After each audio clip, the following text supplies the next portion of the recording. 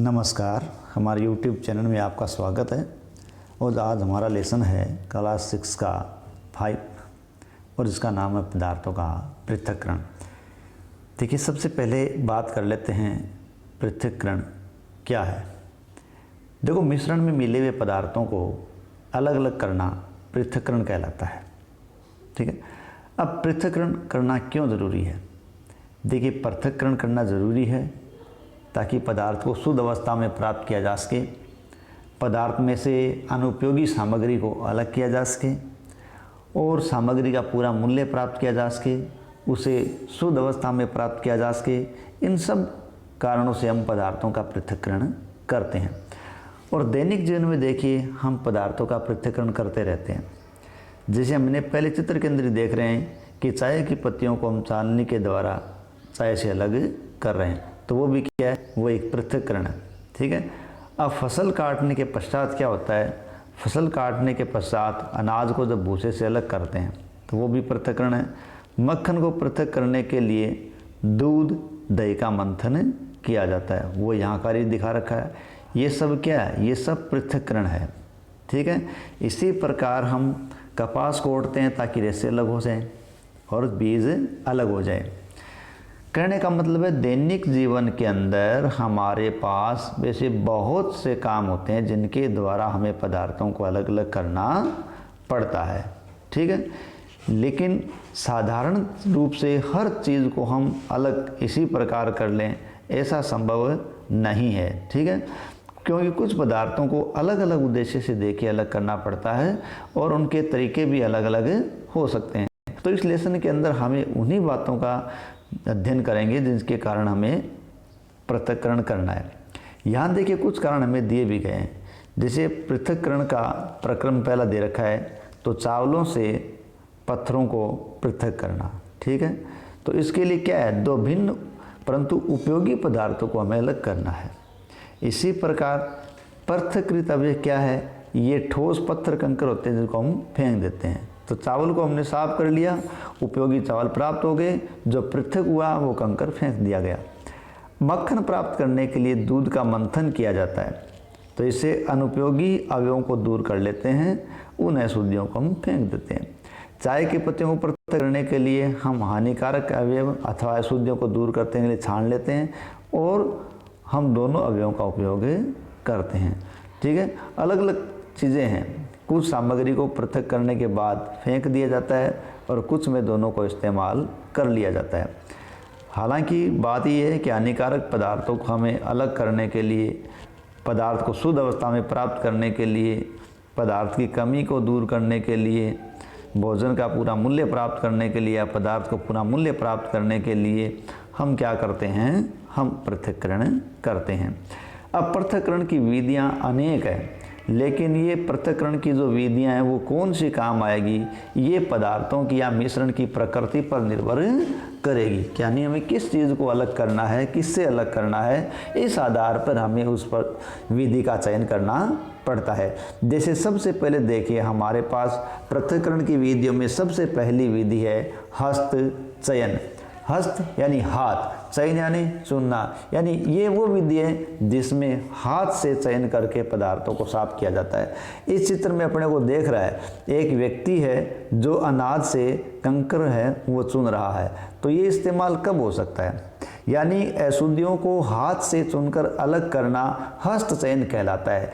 और ये तब होता है जब पदार्थ में अशुद्धियों की मात्रा कम हो, साथ ही साथ अशुद्धियाँ मोटे रूप में हो, यानी अशुद्धियों का आमाप ज़्यादा हो तथा उनकी मात्रा कम हो, तब हस्त चयन विधि द्वारा हम पदार्थों को शुद्ध करते हैं। जैसे दाल और अनाज में से कंकरों को चुनना। ठीक है। ये होगी पहली विधि, हस्त चयन। दूसरी विधि है थ्रेसिंग। देखिए, जब अनाज है उसके दानों को भूसे से अलग किया जाता है तो उसके लिए थ्रेसिंग का इस्तेमाल किया जाता है। ठीक है। अनाज को या बीज को भूसे से अलग करने की क्रिया क्या कहलाएगी? थ्रेसिंग कहलाएगी। यहाँ हम हाथों से चुनकर देखिए फसल से दाने नहीं निकाल सकते, इसलिए क्या करते हैं? इसलिए उसको थ्रेसिंग प्रक्रिया अपनानी पड़ती है। ठीक है। तो थ्रेसिंग के लिए देखिए, एक व्यक्ति है जो अनाज की डंडियों को हाथ से पकड़ रहा है और उनको पत्थरों पर क्या कर रहा है, पीट रहा है। पत्थरों पर पीटने से क्या है, अनाज के कण है वो अलग हो रहे हैं। अब ये जब अलग हो जाते हैं, ठीक है, तब क्या होता है, अलग होने पर वो थ्रेसिंग कहलाता है। ठीक है, तो यहाँ ये थ्रेसिंग कर रहा है बंदा, पीटने से अलग हो जाएगा। ठीक है, अब पीटने से ही मतलब अनाज की डंडियों को वो इकट्ठा करेगा, अनाज की डंडियों को पीटेगा, पीटने से बीज अलग हो जाएंगे और भूसा अलग हो जाएगा। लेकिन कई बार क्या होता है कि फसल को फैला दिया जाता है और उन पर बेलों को चलाया जाता है, तो बेलों के चलाने से भी या बेल को इस्तेमाल करके भी हम क्या कर सकते हैं, थ्रेसिंग कर सकते हैं। और आजकल थ्रेसिंग मशीनों का भी इस्तेमाल आ गया है, जो बड़े पैमाने पर जब भूसे से दानों को अलग करना पड़ता है तो हम थ्रेसिंग का इस्तेमाल करते हैं। कुल मिला के बात हमें ये पता चलती है कि अनाज है उसको भूसे से अलग करने की क्रिया थ्रेसिंग कहलाती है। ठीक है, तो ये हस्तचयन से काम नहीं हो सकता क्योंकि बड़े पैमाने पर ये काम करना पड़ता है। तीसरी विधि है निष्पावन। देखिए, निष्पावन है वो पवन के द्वारा होने वाली एक संपन्न होने वाली एक प्रक्रिया है। इसमें क्या होता है, निष्पावन प्रक्रिया वहाँ काम में ली जाती है जहाँ मिश्रण में मिले पदार्थों में एक पदार्थ हल्का हो। ठीक है, तो ऐसे पदार्थ में क्या होता है, किसी ऊंचे आधार पर खड़े हो जाते हैं और फिर उस सामग्री को नीचे डालते हैं। नीचे डालने से क्या होगा कि जो भारी कण होगी वो हमारे पास ढेरी बना लेगा तथा जो हल्का कण है या हल्की अशुद्धियाँ हैं वो क्या करेगा, दूर चला जाएगा। ये या तो प्राकृतिक हवा से भी जा सकता है, अगर हवा नहीं चल रही है तो हम खुद पंखा चला सकते हैं और पंखे की हवा उस डेयरी की तरफ कर सकते हैं। तो हम ऊपर से जब अनाज डालेंगे तो जो हल्के कण हैं वो हवा के प्रभाव से दूर हो जाएंगे और भारी कण एक जगह ढेरी बना लेंगे। इस प्रकार हम अनाज है उसको कई बार घर में खुद साफ करते हैं। तो हवा के माध्यम से इस प्रकार मिश्रण में अवयवों को अलग अलग किया जाता है और इस प्रक्रिया के दौरान जो हल्के कण है वो हवा के प्रभाव से दूर हो जाते हैं। ठीक है, तो पवन से अड़कर भूसे के कण दूर हो जाएंगे और भारी कण नज़दीक निष्पावन प्लेटफार्म के पास ढेर बना लेंगे। इस प्रकार इनको अलग अलग किया जाता है। ठीक है, तो ये विधि आ गई निष्पावन, जिसमें हल्के और भारी पदार्थों को हमने अलग अलग किया है। अब है चालन। देखिए, चालन विधि का इस्तेमाल कब करते हैं, जब मिश्रण इस प्रकार का हो जिसमें मिले हुए पदार्थों के अंदर आमाप में ज़्यादा अंतर नहीं हो। जैसे हमने शुरुआत के अंदर क्या किया है, हस्तचयन किया था, उसमें हमने अनाज और दाल में से कंकर पत्थर अलग किए हैं। तो इसमें क्या है कि अनाज और दाल है उनके और कंकर पत्थर के माप में तो ज़्यादा अंतर है, दूसरा अशुद्धियों की मात्रा कम है, तब उन्हें हस्तचयन विधि का इस्तेमाल कर दिया। लेकिन जब पदार्थ ऐसे हों, मिले हुए पदार्थ ऐसे हों जिनके अंदर आमाप में कम अंतर हो तथा अशुद्धि की मात्रा बनिस्बत थोड़ी ज़्यादा हो तो उनको हाथों से अलग नहीं किया जाता, तब उनको चालन के द्वारा अलग करते हैं, चालन या छालन। ठीक है, जैसे हम आटा छानते हैं, आटे को छानते हैं तो आटा है वो छलनी में से नीचे निकल जाता है क्योंकि वो महीन कण होता है, जबकि उस आटे का चोकर है वो चालनी के अंदर ही रह जाता है। इस प्रकार जब किसी पदार्थ के मिश्रण को छान कर अलग किया जाता है तो उसे चालन या छालन कहा जाता है। तो ऐसे कब काम में लिया जाता है, जब अशुद्धियों की मात्रा थोड़ी ज़्यादा हो और पदार्थों के आमाप में अंतर थोड़ा हो। ठीक है, इसी प्रकार जब हम निर्माण कार्य चलवाते हैं घरों के अंदर, तब हमें बजरी को भी छानना पड़ता है। बजरी को छानते हैं तो मोटे कंकड़ पत्थर अलग हो जाते हैं तथा पतले या बारीक कण अलग हो जाते हैं और इस प्रकार हम उनको अलग अलग कर सकते हैं। ठीक है, अब ये कण चालन द्वारा छान के अलग किए जाते हैं। क्यों? क्योंकि इनका आमाप इतना है कि वो कम अंतर वाला है, दूसरा ये अशुद्धियाँ ज़्यादा इसलिए हाथों से अलग नहीं की जा सकती, ये काम नहीं कर सकती। चालन विधि का उपयोग हम दो ऐसे अवयवों को अलग करने के लिए करते हैं जिनके माप में पर्याप्त अंतर हो। ठीक है, तो आटे को छानना और बजरी को छानना। ठीक है, अब है अवसादन, निषंदन और निस्तारण। ठीक है, यानी यहाँ एक साथ अलग अलग विधि दे रखी है, अवसादन, निस्तारण और निषंदन। कभी कभी देखो होता क्या है, मिश्रण के जो अवयव हैं उनको हम हाथ से चयन करके अलग नहीं कर सकते। जैसे चावल, ठीक है। तथा दाल में हमने कंकड़ हटा दिए, लेकिन धूल क्या करते हैं, हम जानते हैं कि इस धूल को पृथक करने के लिए हम अनाज को और दाल को धोते हैं, तो धोने से उनकी अशुद्धियाँ या धूल अलग हो जाती है। ठीक है। तो इस प्रकार हम कोई पदार्थ ऐसे हैं जिनको अलग अलग तरीके से भी शुद्ध कर सकते हैं। ठीक है। तो हम यहाँ बात करेंगे अवसादन, निस्तारण और निस्यंदन की। ठीक है। देखो मिश्रण है कोई, उस मिश्रण में जब जल मिलाया जाता है, जल मिलाने पर भारी अवयव नीचे बैठ जाते हैं, तो उनको अवसादन कहा जाता है। जैसे 3 गिलास दे रखे हैं, ठीक है, इसमें गिलास के अंदर मिट्टी और पानी है, हमने मिट्टी पानी है उसको हिलाकर छोड़ दिया, अब रख दिया, हम बिल्कुल उसको छोड़ देते हैं। ठीक है। हम देख सकें कई घंटे बाद या 1 घंटे बाद, क्योंकि हमारे पास एक ही गिलास हमने लिया है, 1 घंटा भी इसको नहीं लगेगा, तो क्या होगा कि भारी अवयव तली में नीचे बैठ जाएंगे। जब मिश्रण में जल मिलाया जाता है तो उसके भारी अवयव नीचे तली में बैठ जाते हैं। इस क्रिया को अवसादन कहा जाता है। जैसे पानी के अंदर मिट्टी मिलाई जाती है तो मिट्टी कुछ देर बाद भी नीचे बैठ जाती है, क्योंकि वो पानी से भारी होती है। तो मिश्रण के अवयवों का नीचे बैठ जाना अवसादन कहलाता है। ठीक है। अब उसको अवसादित मिश्रण को क्या करेंगे, बिना हिलाए जल को मिट्टी सहित अब उंडेलने की क्रिया को निस्तारण कहते हैं। हमने उस गिलास के अंदर पानी मिट्टी मिला रखा था, मिट्टी नीचे बैठ गई, अब उस गिलास को बिना हिलाए बिना क्या करेंगे, उस पानी को दूसरे गिलास के अंदर उंडेल लेंगे, निकाल लेंगे। जब उसे उंडेलेंगे तो मिट्टी सहित उंडेलेंगे। ठीक है। बाकी नीचे बची हुई मिट्टी है वो तो नीचे बैठ जाएगी, लेकिन बाकी पानी उंडेल लेंगे तो वो कुछ मात्रा में मिट्टी उसमें हो सकता है मिली हुई आ जाए। तो इस प्रकार उसे उंडेलने की क्रिया क्या कहलाएगी, निस्तारण। यानी भारी अवयव नीचे बैठ गए जल में, वो तो है अवसादन। अब उस अवसादित मिश्रण को बिना हिलाए हमें उंडेलें दूसरे पात्र में, उससे कहते हैं निस्तारण। अब वो अलग अलग हो गया, लेकिन अब भी उसके अंदर कुछ पदार्थ या मिश्रण मिला हुआ है, तो हम क्या कर सकते हैं, छान कर, यानी फिल्टर पेपर का इस्तेमाल करके हम उसे छान सकते हैं। कैसे छान सकते हैं कि हम एक कीप लें और कीप को हम किसी गिलास में रख दें, और फिर हम एक फिल्टर पेपर लाएं, फिल्टर पेपर को एक शंकु की तरह मोड़ के कीप में लगा दें। अब उस शंकु रूप में मोड़े हुए फिल्टर पेपर और धीरे धीरे पानी डालते रहेंगे, वो पानी है वो फिल्टर पेपर से छनता रहेगा और मिट्टी का जो भी कण है वो अलग हो जाएगा। इस प्रकार हम इस क्रिया में क्या करते हैं कि विलयन में से भारी कण है या जो अविलेय कण है उसको फिल्टर पेपर की सहायता से छान लेते हैं, इसे निस्यंदन कहते हैं। और निस्यंदन की क्रिया कहाँ की जाती है, हम घरों में भी करते हैं। जब हम चाय को छानते हैं, चाय को छानते हैं तो चाय पत्ती है वो चालनी के अंदर रह जाती है और चाय अलग हो जाती है। हालांकि चाय को देखो हम अवसादन और निस्तारण की प्रक्रिया के माध्यम से भी प्राप्त कर सकते हैं। हम चाय को बना के छोड़ देते हैं तो हम जानते हैं कि चाय पत्ती है वो कुछ समय बाद एकदम बिल्कुल नीचे बैठ जाती है। ठीक है। और हम निस्तारण करके चाय को प्राप्त कर सकते हैं, लेकिन फिर भी कुछ मात्रा में उसकी चाय पत्ती की मात्रा चाय में रह जाती है। तो इसके लिए हम क्या करते हैं, बेहतर यही समझते हैं कि उसको छान लिया जाए।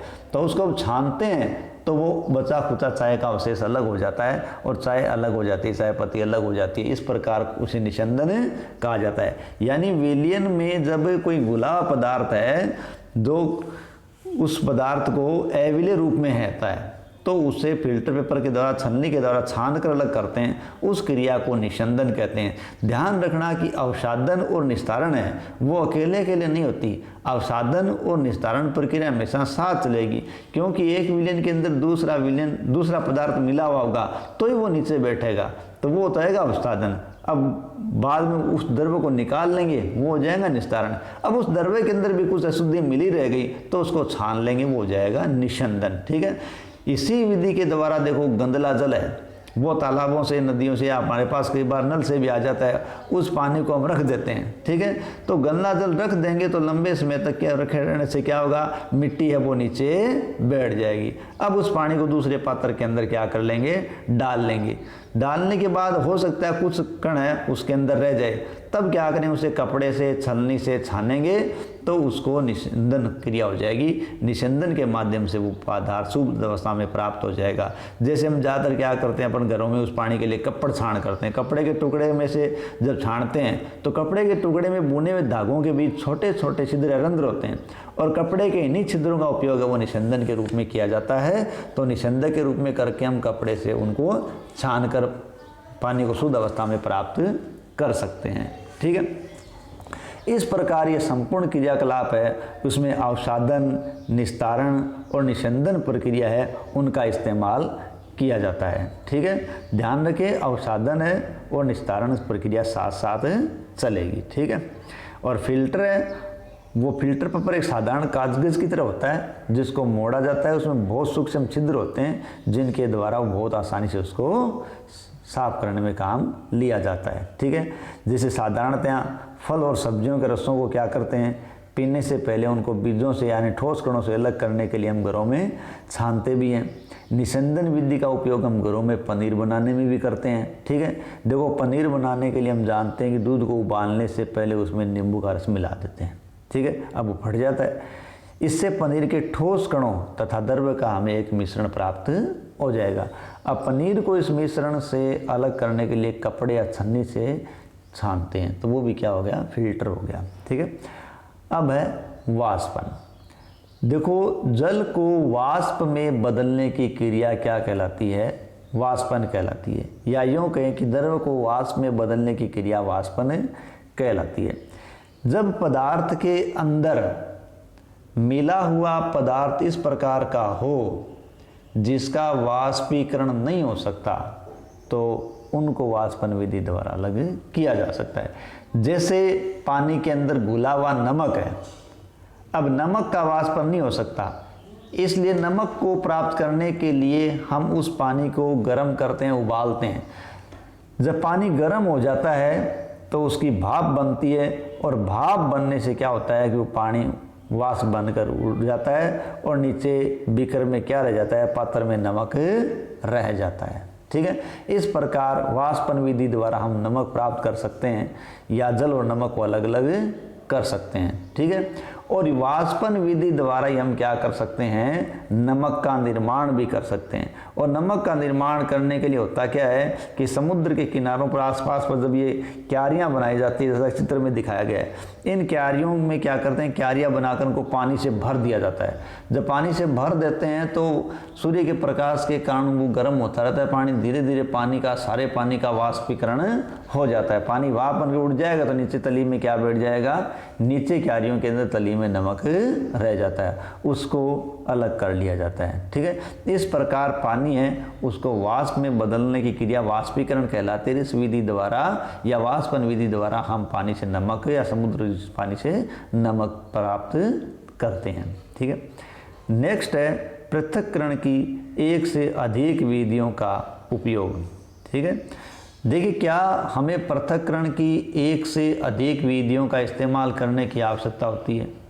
देखिए कई बार मिश्रण में उपस्थित अवयव इस प्रकार के होते हैं कि वो केवल एक विधि के द्वारा अलग नहीं किए जा सकते, तो उनको अलग करने के लिए हमें एक से अधिक विधियों का इस्तेमाल भी करना पड़ता है। ऐसा ही क्रियाकलाप हमारे पास ये क्रियाकलाप 7 दिया गया है।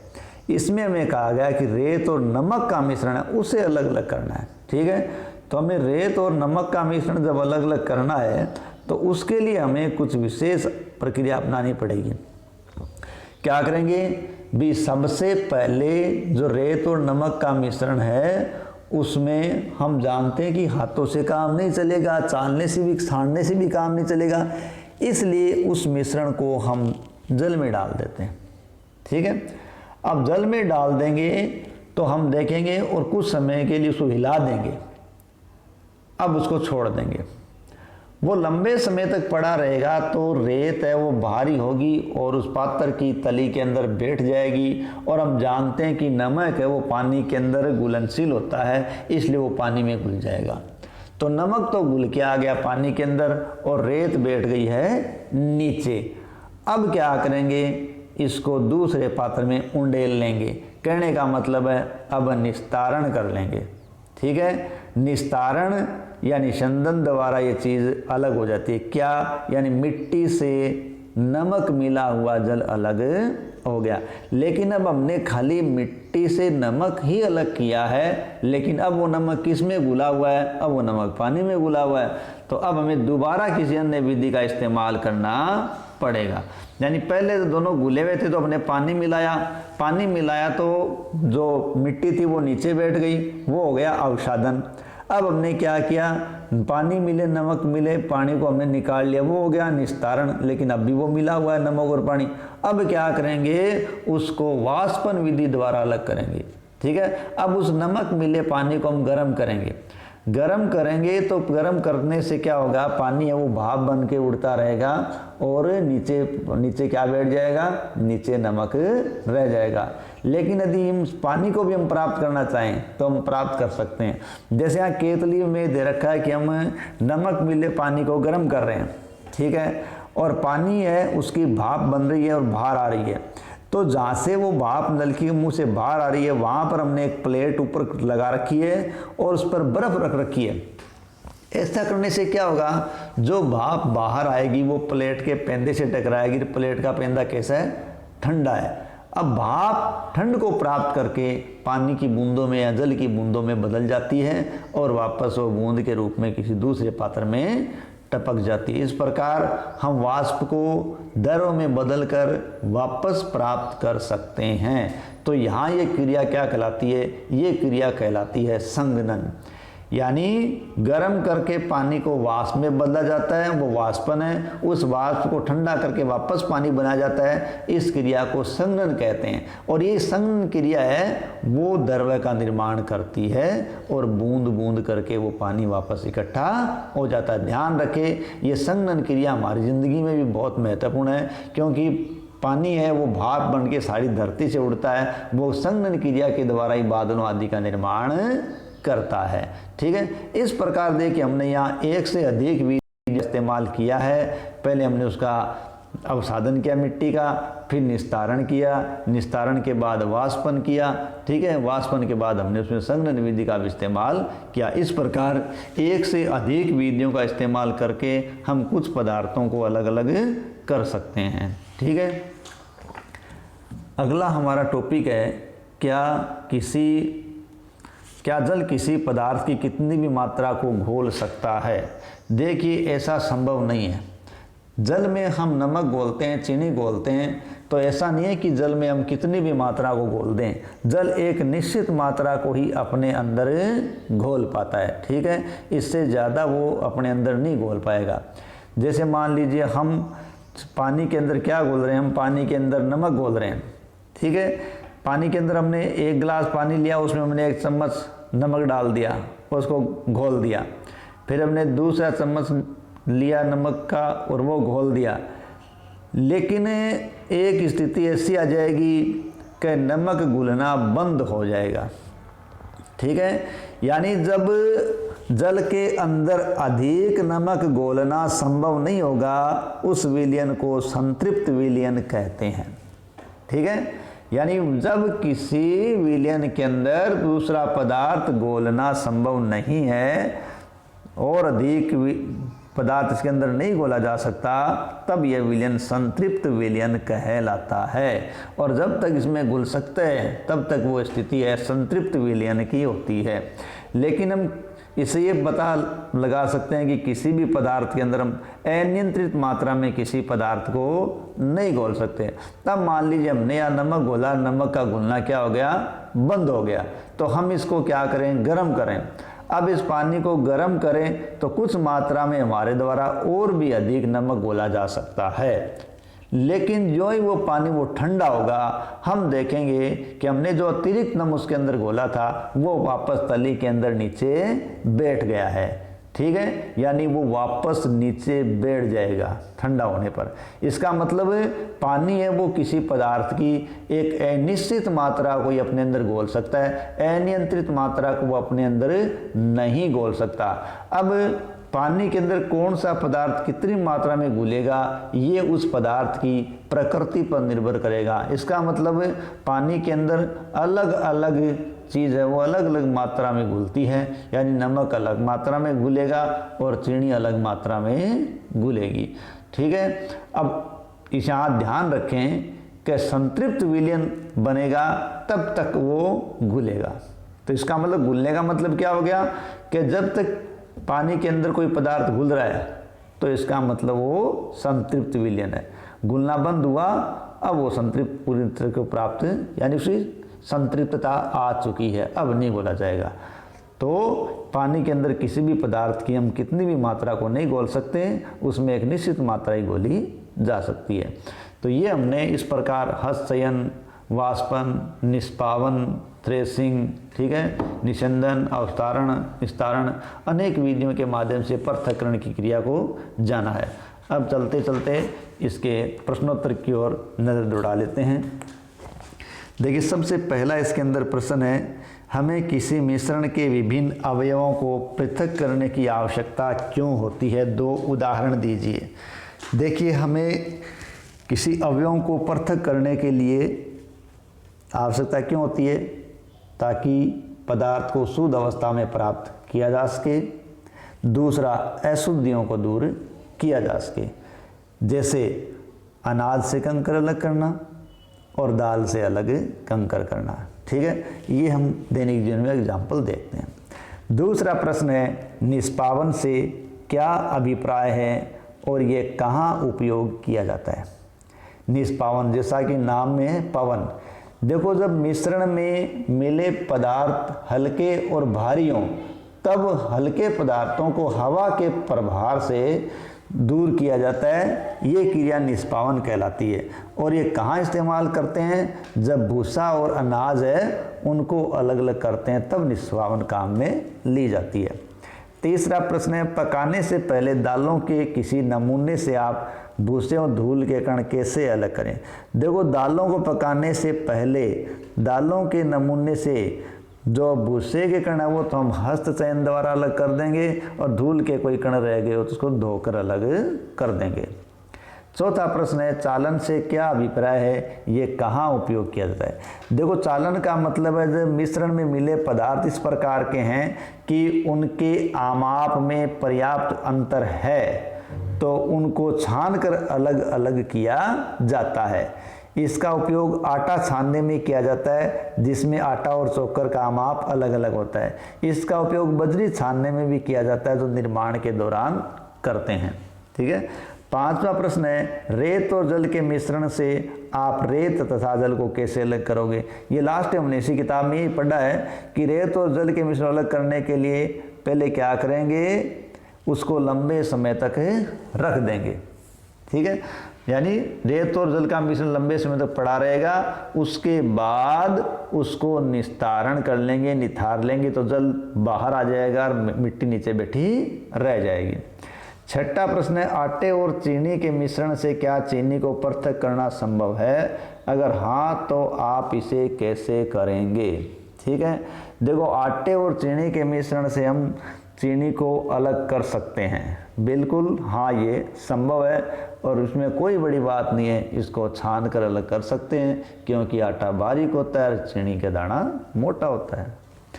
सातवां प्रश्न है, पंकिल जल के किसी नमूने से आप स्वच्छ जल कैसे प्राप्त करोगे? पहले इस पंकिल जल को बिना हिलाए लंबे समय के लिए पड़ा रहने देंगे।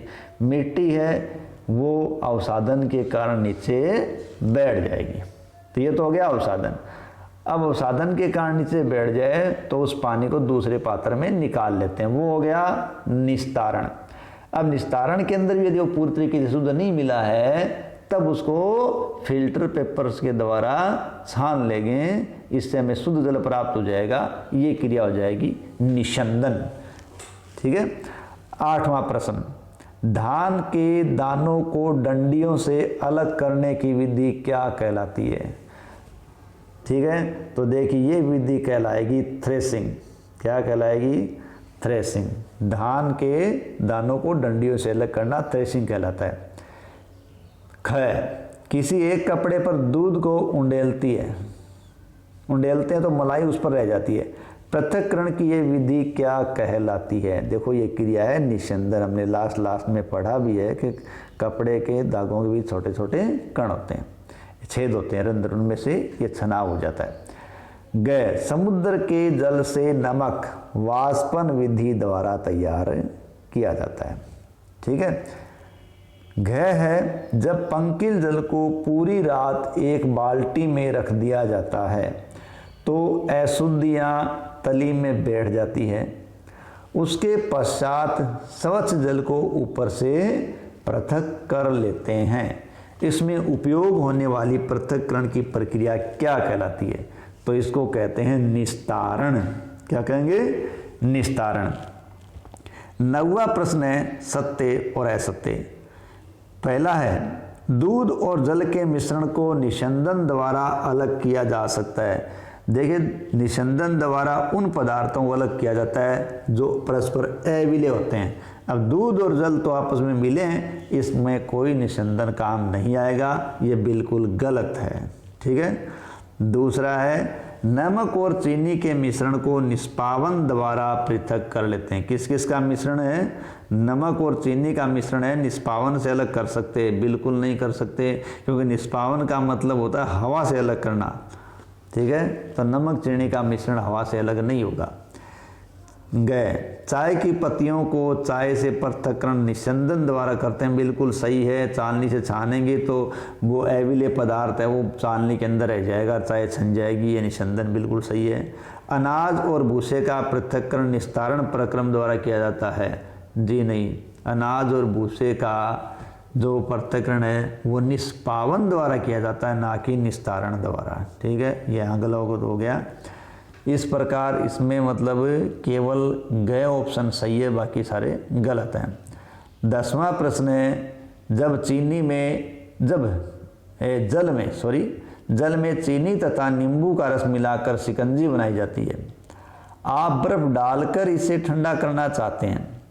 इसके लिए शिकंजी में बर्फ चीनी घोलने से पहले डालेंगे या बाद में?